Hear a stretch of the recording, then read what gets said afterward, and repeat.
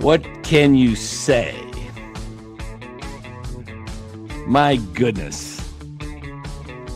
I can't even put the hat on tonight, guys. We got a Warriors playoff game coming up in about scheduled for 7. That means 7:10 NBA. So we're coming on early. I was going to come on at 8 o'clock tonight, but remembered that the Warriors, I don't know if you want to call it a playoff game, but it's a play-in game to try and get into. It's like a playoff game. Win or go home, right? But we're going to talk about Giants baseball, if that's what you want to call it. Giants take it on the chin tonight, 8-3. Sal Stewart single-handedly beat the Giants, and Tyler Mahle, who got rocked.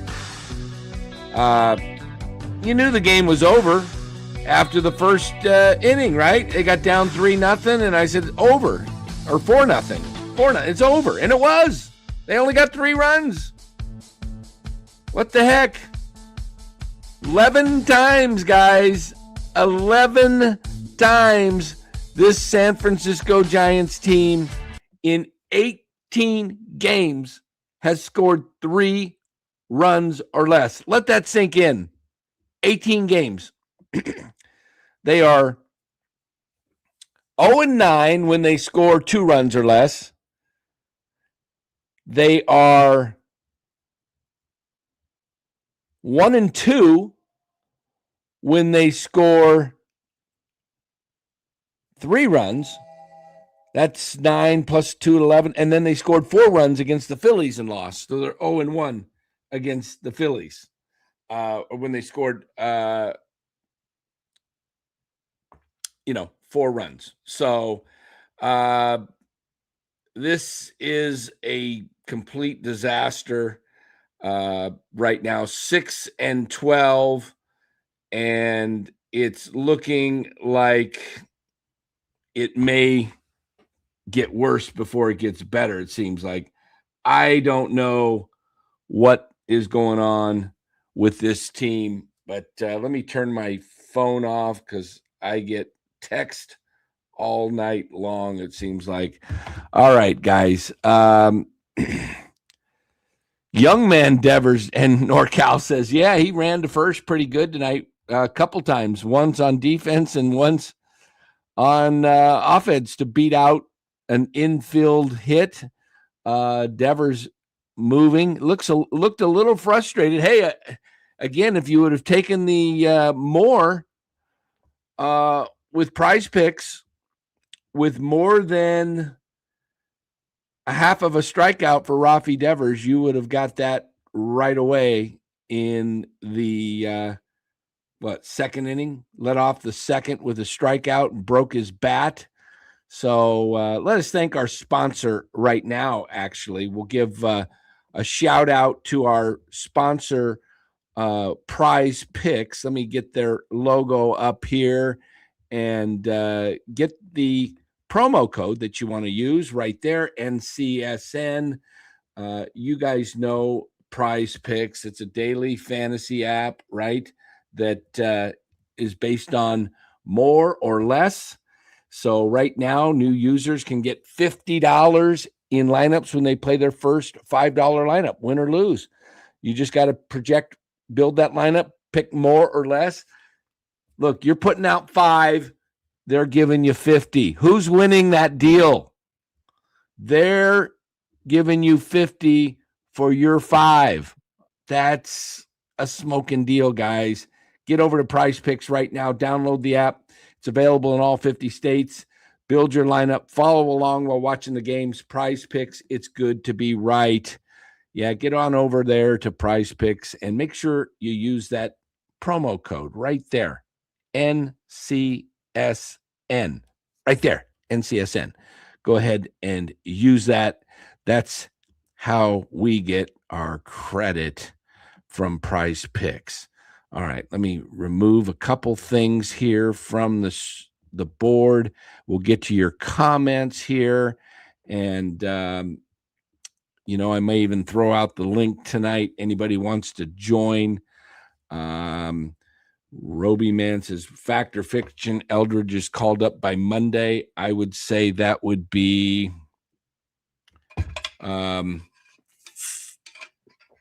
I don't think it'll happen. It might. That would be interesting. It depends on what they do the rest of this road trip. Yeah. Guys, it's getting close to the time where we've got to start talking about the front office. I don't want to hear anything about Tony Vitello. Tony Vitello has done nothing, in my opinion, to warrant any criticism, that you wouldn't give to a Hall of Fame manager. His hands are tied behind his back, and he's literally got one of the worst rosters in baseball. Look, I thought this was a better team. I really did going into the season, but now it's very evident that it's thin. And the one concern I had this year was the roster, and I said it last year, was it didn't scare anybody. And the only differences they made to this roster, since opening day of 25, they've added Devers, Bader, and Arise. Okay. I really thought Devers would be a better player this year with a whole off season to get adjusted, to get, where he's living figured out and get comfortable with spring training and the whole team. But I'm not sure Devers is going to hit well at Oracle Park. I really have my doubts on whether Devers is going to turn it around. I personally think he probably hates playing in that park, but he can't really say anything. But it wouldn't shock me if we start hearing, some some type of comments that start filtering into the media that Rafi doesn't like hitting at Oracle Park, that it comes through, whether it's his agent or just starts getting dropped, because you saw Devers break his bat tonight out of frustration, which, look, there's some signs that this team is starting. There's some signs that they're starting to have some cracks. Okay. What do I mean by that? Well, for example, you had Devers complete frustration, break his bat on a strikeout. That means the pressure's getting to him, that he's not hitting. And you know what? I'm okay with that. I'm okay with a little bit of emotion shown that you're frustrated with yourself. I'm okay with that, but I am a little concerned when, here's a small example. You probably won't hear this anywhere else but here on NorCal Sports Network. And why am I going to give you this information? Because I played baseball for a long time in my younger years. Yeah, I'm old now, but I played every year since I was like organized ball from 7 to, 17. So, and I watched a lot of baseball. When Harar Encarnacion was late getting to the field on that, after he got a hit, whatever inning that was, 7th, 8th inning, he gets a hit. I think it was the 7th. And he's left out on the base paths, and he's late. And why is he late? Because of lack of communication. That was a kind of a mess up. Ramos was on the bases, I believe, too. He was coming in. Jung-Hoo Lee, I don't know if Lee was on the bases, but it's one of the teammates' responsibility, one of the other outfielders, to bring the glove out to Harar. Rafi Devers could have done it too. He plays first base.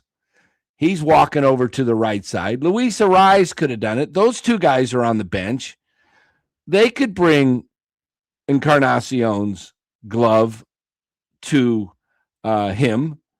It's the teammate's job to help bring the glove out when you got to, especially nowadays with the pitch clock, you've got a certain amount of time in between innings and you got to be ready to go. And, the vets on this team are asleep. I'm going to call out.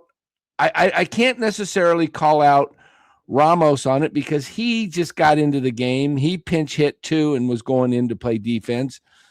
But Harar was had been, he was there. And then Lee, I don't know if Lee was on the bench, but somebody's got to bring the glove out to Harar. So this is a team that is not gelling together. They're not thinking like a team. They're thinking more individualistic right now. I'll tell you, I think what's going to happen with this team, if they keep sinking like this, don't get used to seeing Luis Ariz around all year long. He will be traded at the deadline. Harrison Bader could get dealt at the deadline, even though he's got a second year left. Mahle, if anybody would want him, would get dealt. Hauser could get dealt. Heck, I'll tell you what I would do with this team. If I was running this team right now, they're 6-12. That's got to be Jake right there. That's got to be Jake. Jake, I hear you. Okay, we'll see, Jake.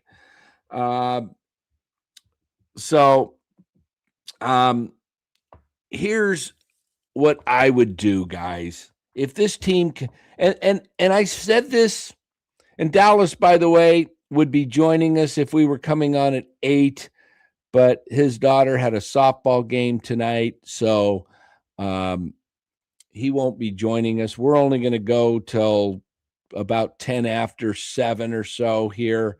We'll discuss this. We got the Warriors Clippers game coming up tonight. I believe I was told it was at 7:00. Let me just double check that and make sure. Warriors, NBA, 7:00. So 7:10, likely. All right. So, Giants now have the worst record in all of baseball. Yeah. Is this Susak or Susan? I'm not sure what that means. Did Susan Slusser say something, or are we talking about Susak hits again? Let me know, Hiroku. I'm not sure what you mean there. I'm thinking he means Susak is my guess. Daniel Susak comes through tonight with 2 ribbies and a couple of more hits. So I this team is just a really rough team hitting wise. It really is. It's hard to watch. Chapman will fall down to the 240 range. Devers is probably going to give you around a 240 season, maybe 250. Devers isn't much more than a 250 hitter, I don't think, for the Giants. He looks washed. Here's what I would do, guys. And again, I said this before. If you're a Giants fan, you've got to be rooting for them to have a winning season or a losing season. A winning season. I can't understand these people that say, "Oh, the Giants are like, okay, we're at the end of the season. They've mathematically eliminated, and they're, let's say the Giants are at 68 wins. All right. They're at 68 wins, and they are, let me do my math here. I'm trying to do it in my head, but I'm going to need my calculator because I'm doing the show by myself and I don't have time to think. 68 and I got it right. 68 and 90. They're 68 and 90, and they got 4 games left, and they're meaningless games. And some of you Giants fans out there are rooting for them to win those 4 games. Let's finish strong. Let's finish strong going into next year. Yeah, how's that been working out the last several years? Let's finish strong. And I hear it from people, and I absolutely don't understand it. No, let's finish in the crapper pile, and let's go 68 and 94. Let's go 68 and 94, because if it's going to be bad, let it be bad. Let it be awfully bad, because then you wake up the front office, you wake up the ownership, you wake up the entire casual fan base that exists for these San Francisco Giants, and you wake them up and you tell them, man, we are so bad. We've got to choose a lane. We are either spending and getting the really good players, which is impossible because the really good players don't want to come and play in San Francisco. So you better trade what you got. You better trade. If this team sucks at the trade deadline and it's completely out of it, and July is coming, I am cleaning house, everybody. I'm cleaning house. And I'm cleaning house. Number one guy to go that's going to bring me the most back in return is Logan Webb. Logan Webb, you're a great dude. You're a great pitcher. You deserve better. You deserve to be on a winner. And the San Francisco Giants deserve to get some good prospects back for you. And that's the guy I lead with. The next guy I'm trading is Matt Chapman. I don't care if he has a no trade clause. I'm telling him, Matt, you're going to have to sit. We're going with Casey Schmidt at third base. If you want to be kind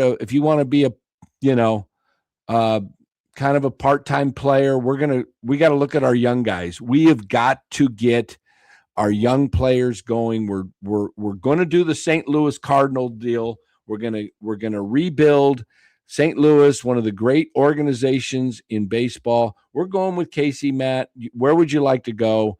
Give us a list of teams. We're going to move you. And then I'm moving off of Chapman. I'm moving Robbie Ray just because he's on an expiring deal. I'm moving Patrick Bailey as well. I am going with Jesus Rodriguez and Daniel Susac as my catchers, and I am going to get these guys playing time. And then I am going to try, and I'm definitely going to trade Arise because he's on a 1-year deal. Might as well get something for him. I'm going to trade Mahle if anybody will take him. I'm going to trade Hauser. I'm moving off. I'm cleaning so much house on this team because I'm talking about if this team is out of contention at the trade deadline, okay? If they're in contention, if they turn it around, then you ride with them, okay? But we'll see where we're at. We're going to see where we're at in July. I hope they're 10 to 15 games above 500 in mid-July, and they're, turn things around, and they've got this thing going in the right direction. If they're, 5 games over 500, they're probably still doing okay in the wild card race. All right. If they're even a game over 500, they're probably in the wild card race. That's how bad the wild card race has been the last few years. But if they are, way under, clean it up, clean house, and move on. Why would you guys who in the chat, I don't know, anybody agree or disagree with me? I'm reading the chat as well as I can. I'd also love to move off of Willy Adames. Simply, how about Willy Adames tonight? 0 for 4, 4 strikeouts. I'm moving. He's not a leadoff hitter. This is such a bad team that they have Willy Adames leading off. Willy Adames 2 years ago with the Milwaukee Brewers had 112 RBIs. Why is Willy Adames not batting, third, fourth, or fifth on this team? It beats me. It beats me. I'd go find a leadoff hitter right now. I don't know where you're going to find him. Maybe Will Brennan would fit the leadoff position. Maybe Will Brennan could be the guy, guy that could be the leadoff.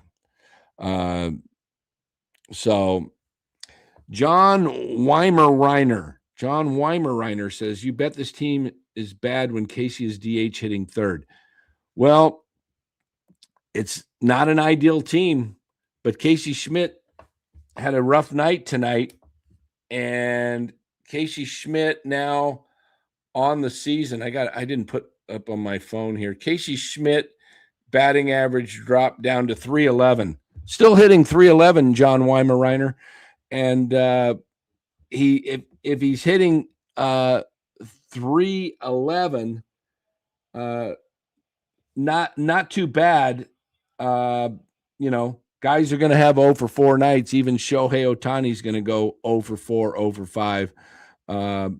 But I agree with you. Probably not a 3 hitter. Probably more like a 6 hitter is where Casey's probably best suited. If I was to do this lineup, the biggest problem is I don't like the top of the order. What do you guys think? I don't like the top of the order. Yeah, Casey's a streaky hitter. Bailey has 38 more at bats than Susac, and Susac has 9 hits and 5 RBIs versus Bailey 6 hits and 1 RBI. Wow. That says it all, doesn't it? What do you guys think of this lineup? And I haven't even thought this through. I'm just going to throw it out there off the cuff. Okay. I'm literally winging this lineup as I think about it. How about batting first, Will Brennan? Okay. He's a lefty. He's got some decent speed. Doesn't strike out a lot. Got a little pop. Let's go with Will Brennan batting first. How about second? We go, for lack of better options, how about Matt Chapman? Okay. Matt Chapman batting second. Third, I was going to put Devers there, but I don't like him there. I just don't like him there. I'm going to go with Luis Ariz, third. Fourth, I'm going with Willy Adames. And fifth, I'm going to go with Devers. Sixth, I'll go with Casey Schmidt. Seventh, how about if we go with Drew Gilbert? Eighth, Daniel Susac. And ninth, who did I leave out? Another outfielder? How about ninth, Jung-Hoo Lee? Assuming we're facing right-handed hitting, okay? I'll go with Lee in right, Gilbert in center, Brennan in left field. And then, of course, you got the infield, Devers, Ariz, Adames, Chapman, and then Casey DH. And I also would move Casey. I'd give Casey a 1 day a week at third base. Let Chapman DH. I'd give him another day at second base. or maybe 2 days, I'd let Casey play the field 3 times so he doesn't forget that he's a ball player and then he gets to be a fielder too, because he's a really excellent defensive guy. You don't lose much defensively at all. In fact, he's probably a better second baseman than Arise, even though Arise is doing well. Nothing to complain about there. And, his natural position is third base. Let Chapman have 1 day of rest during the week. Get him some rest. Let him bat. Let him DH. Let Arise DH twice a week. Give Casey 3 days out of the 6. He gets to play half the time. Arise is still playing the majority of second base. And you get Casey some at-bats. Try that lineup, okay? There it is. Off the cuff, right there. Will Brennan, Matt Chapman, Luis Arise, Adames 4, Devers 5. Once Devers gets hot enough, move him to third and switch him and Arise. Move Arise to fifth. 6th, we had Casey Schmidt.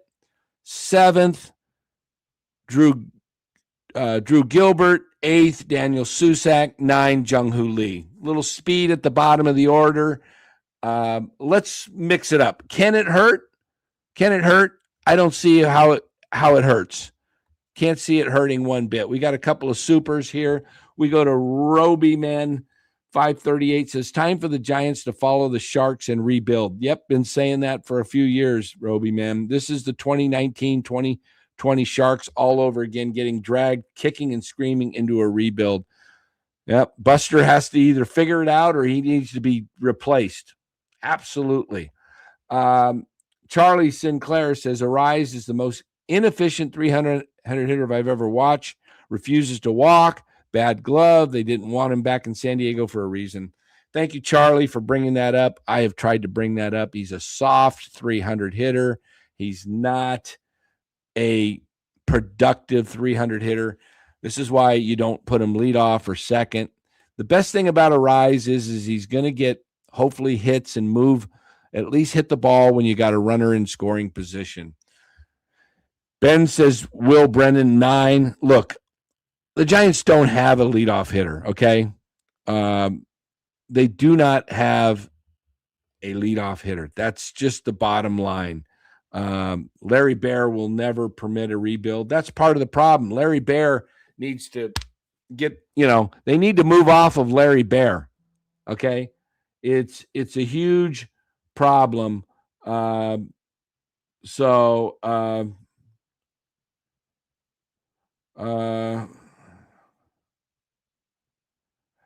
boy, just got a little quote here that got sent to me. This was tonight from Justice De Los Santos on Twitter. Gerard Encarnacion was late running out to right field because he didn't know where his glove was. Okay. Tony Vitello. I'd rather defend our guys to the death, but that one's a little elementary. Yeah, come on, Gerard. You got there's cubbies. You got to know where you put your glove. I guess maybe it wasn't on the outfielders to bring his glove if nobody else could find it. If Gerard couldn't find it, how did the teammates know where it is? Brian Trujillo says, don't show up to the games, people, when they're losing. Money, it will change how they do things. We've been trying to, hey, thank you for that, Brian. Been trying to tell people, stop showing up to the ballpark. People show up and watch this team and keep paying money and, watch it at home on TV. I get it. The ballpark is a fun experience. And if you're a ball fan, I get it. Go to the ballpark and enjoy the game. But, this ownership group does not give a crap. They do not give a crap. Look, they spent $17 million on a theater, and look at their pitching staff, and look at their bullpen, and look at their lineup. Look, I had Dieter Kurtenbach on this show right after Buster Posey was announced as president of baseball ops. He said it was going to end in a disaster. He may be the guy that's right about this. He said that I can go back and play the clips. He said this is going to turn out a disaster. Look, you didn't bring in a true baseball guy to run the operations. Look, you guys know me. I love Buster Posey. My dog is named Buster, okay? Buster Posey, the player, and great guy. He's still the same great guy. He's learning on the job. He got schooled by the best in the business, by Scott Boras. He got schooled on the Matt Chapman negotiations. They were holding out on Chapman, and Boras were holding out because he wanted a no-trade clause. And I guess Farhan wasn't willing to give it to him. And Buster came in, and that's when you knew, Farhan was done, is they usurped him. They came over the top of Farhan, and as an owner, Buster had the right to do as an owner. He took over the negotiations and got the no-trade clause. And, think about what Buster's done. All the money he's wasted. He committed to Bob Melvin's option when they were losing last year, for a kind of to quiet the noise, and then he fires him. That's like whatever Melvin's making. I don't know what was Melvin making this year, $3, $4, $5 million, or was it $6 million? Something like $6, I think. Because I heard between. Oh no, it was they're paying Vitello $3.5 plus $3 million buyout plus another $3.5, $4 million. It was like $10 million for the manager's job this year. So he gets schooled, Buster, by Boras, gives a no trade clause and a 6-year deal. I'm just telling you, if Matt Chapman, I would have said, you know what? Go look for the free agent market and see what you come up with, because nobody in their right mind is going to give Matt Chapman greater than a 4-year deal when he got that deal. You had to read the tea leaves, what was going on in the marketplace. Those big deals were, and Chapman was like 31, 32 at the time. Dumb 6-year deal. I couldn't believe it. The year before, Chapman couldn't get anything. Couldn't even, he had to negotiate. Boras had to negotiate in March a 3-year deal with all 1-year opt-outs. Giants were so desperate to get a name from the past. Matt Chapman, 2019, great season. Matt Chapman in 2019, the juiced ball season, he hit 36 homers, drove in 91 runs, the only time he's ever had over 80 RBIs in his big league career. That was it, 2019. And he hit a high of, he hit 249. He hit 278 the year before. But listen to Matt Chapman since 2018, 278, 249, 232, 210, 229, 240, 247 in his first year with the Giants, 231.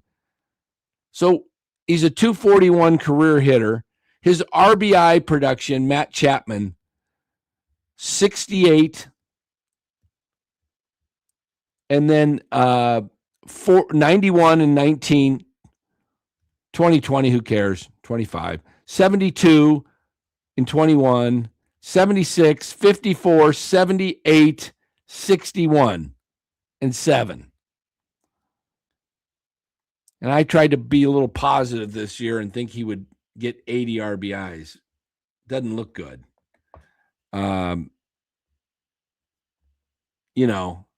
Insane says fire Posey and sell the damn team. I wish they would sell it. And I'll tell you the thing I told the Giants in the when they fired Farhan. I was all over the fire Farhan. Go back and look. You guys know it. I was on Farhan's butt for 2+ years. They should have hired Ned Colletti.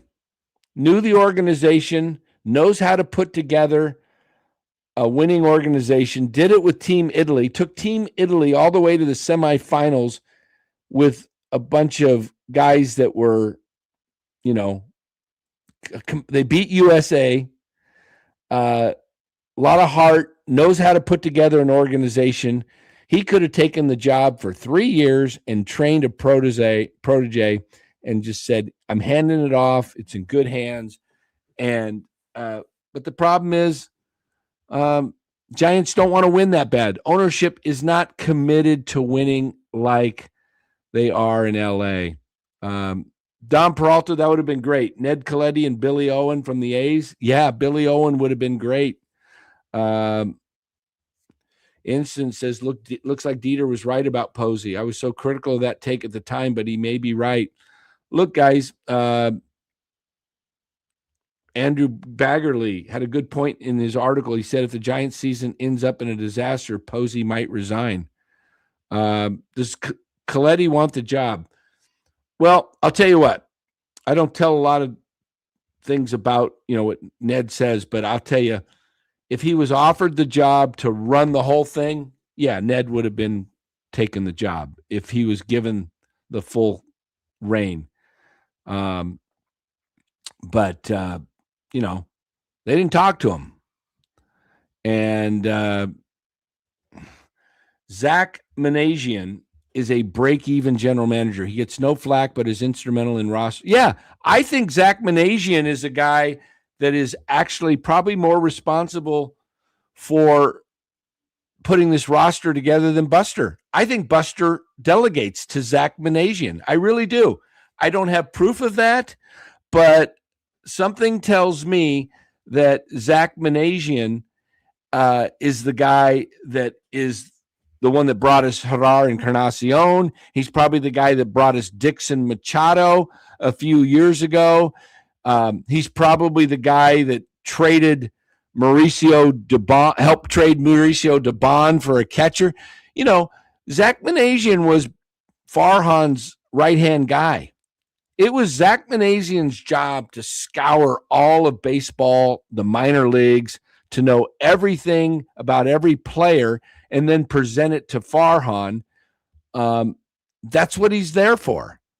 And that's now what Jeremy Shelley does for the Giants. That's what these guys that are assistants do. They scour all of baseball. You think the general manager or the president of baseball ops has time to know about every player? No, he relies on his assistant. And then, the assistant tells him things, and then he looks at, the Pobo makes the final decision. But this team, I don't know. They're 6-12, guys. They're 6-12, but they don't look good losing. They've lost how many in a row now? 4? 4 in a row after winning 3 in a row. They were 3-8. They got to 6-8. Now they're 6-12. They've lost 4 in a row, and they look horrible. The veterans look. Insane says it's the worst team since he can remember since the 17-18 season. Yeah, it kind of looks like the veterans of McCutcheon and Longoria, guys that were, that's Chapman.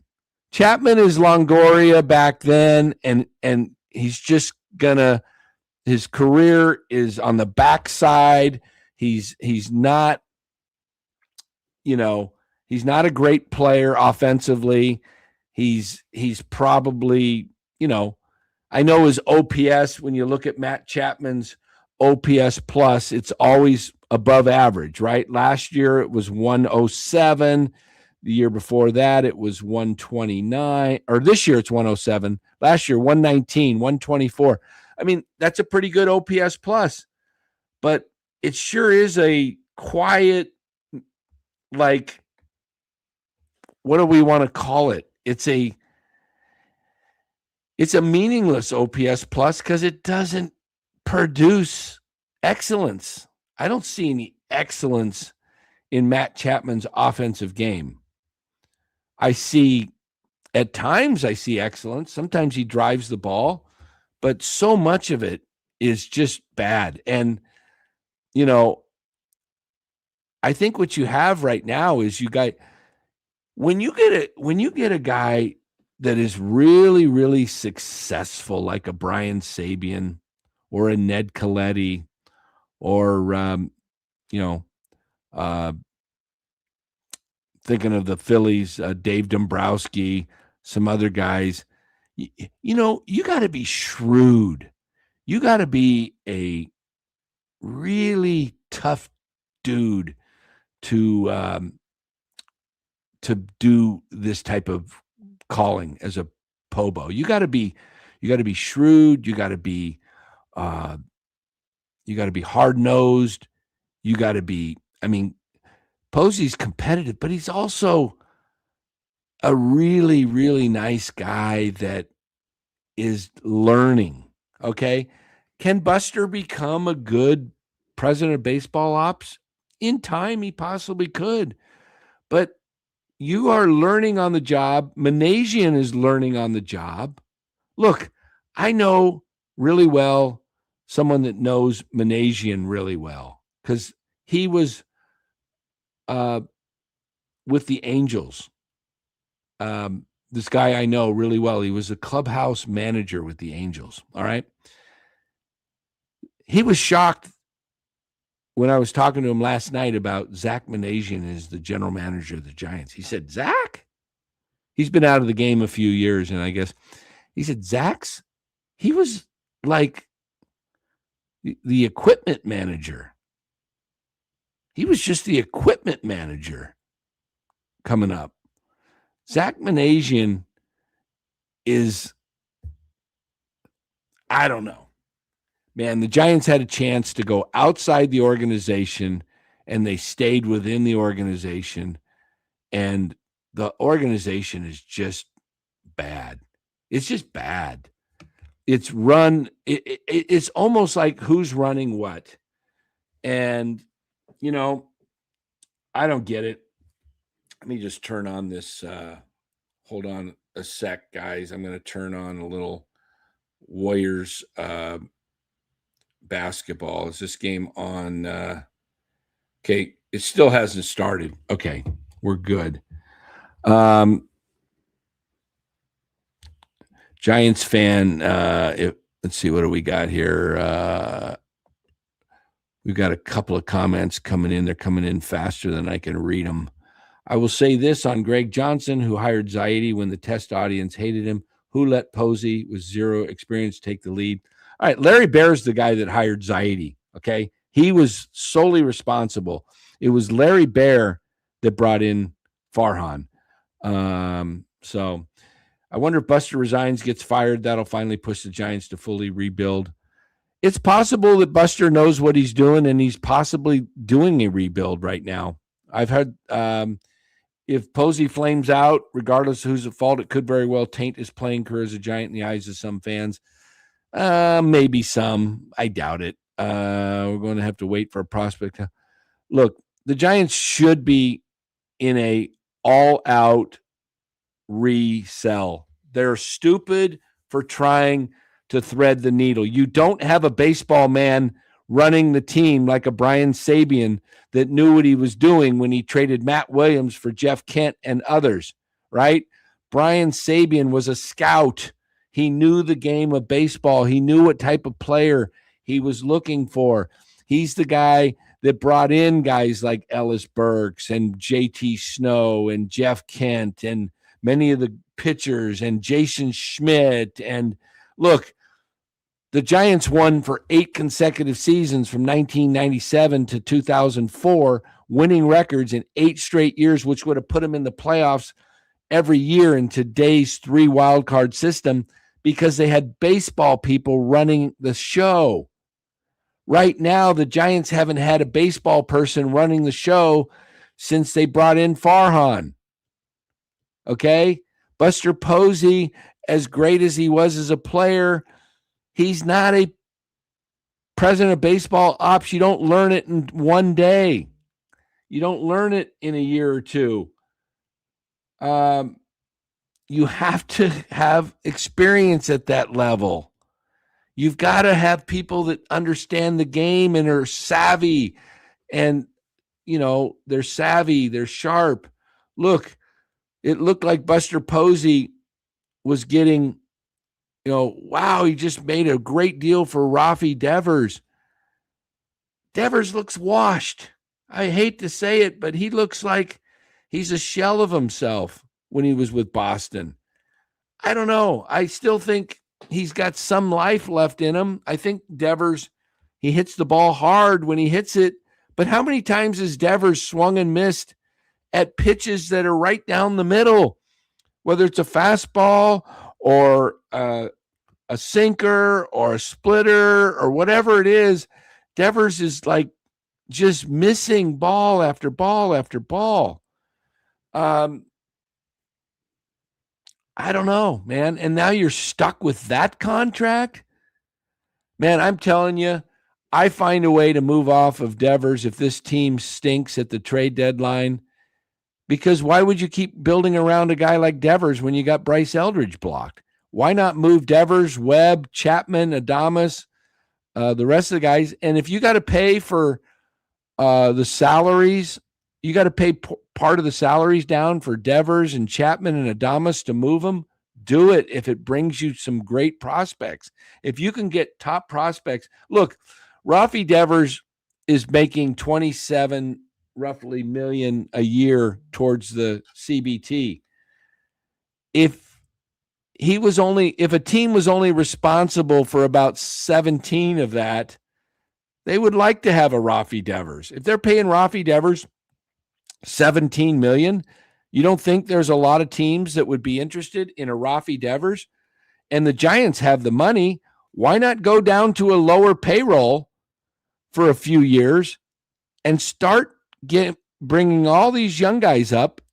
And I'm so sick and tired of people that say the Giants, they don't want to wait for a rebuild. Look, what is better, a rebuild where you're bad for 2 or 3 years and then you're really good for 8, 9, 10 years in a row where you're competing, or finishing 500 year after year? And this, guys, this will be the 9th year in a row, or the 9th out of 10 years.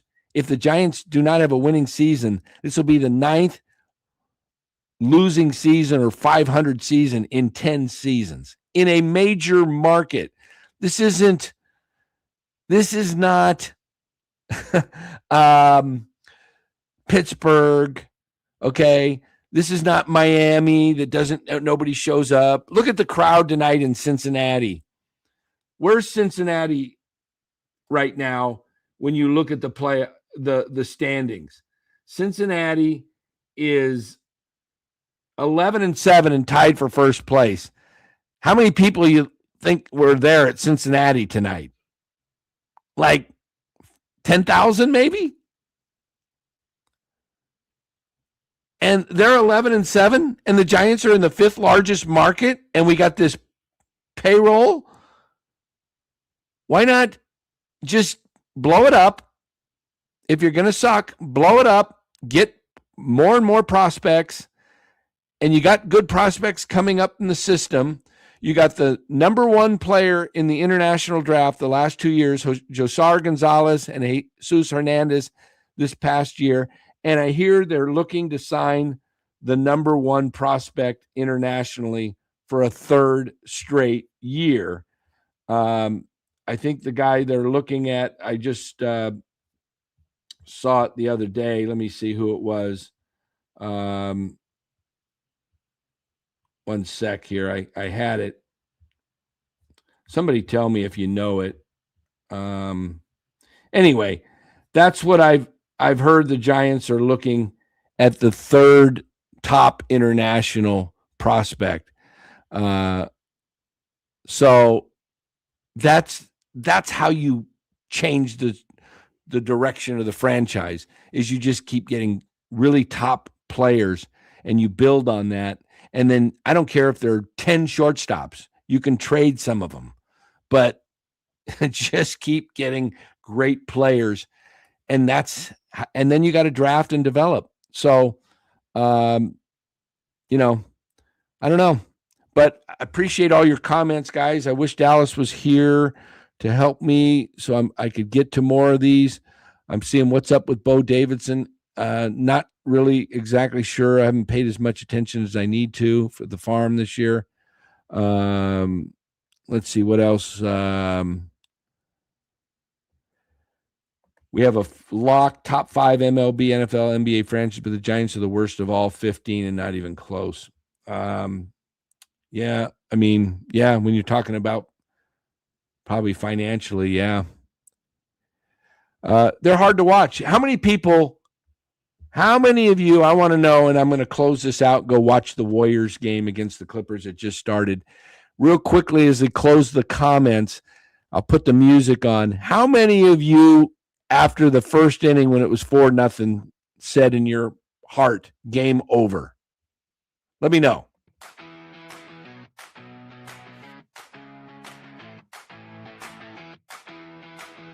I'm serious. I texted somebody and said, game over. Robert Rothberg, of course you still had hope, Robert.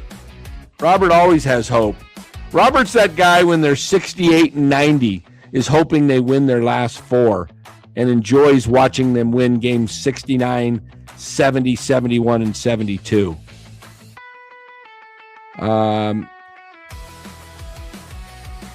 I didn't watch the entire game. I did, and after the 8, it was 8-0. I knew, yeah. It got to 4-2. Got 4-2, and I thought, well, maybe there's hope. And then as soon as Sal Stewart hit that second 3-run homer in the second inning, I said, yep, over. Robert has hope even if we lose 100 games, yeah. Well, you think in Cincinnati, you never know, right? You hope guys can run into one and knock it out of the park, and you can get back into it quickly. Hey, guys, appreciate you watching this. If you guys would do us a favor, all you in the chat right now, if you would just hit that like button, it would really help the show. Go ahead and hit that like button on your way out. We'll be back tomorrow. Hey, tomorrow, looks like I've got hold on here. I think I've got a little news to give you. I think we may be...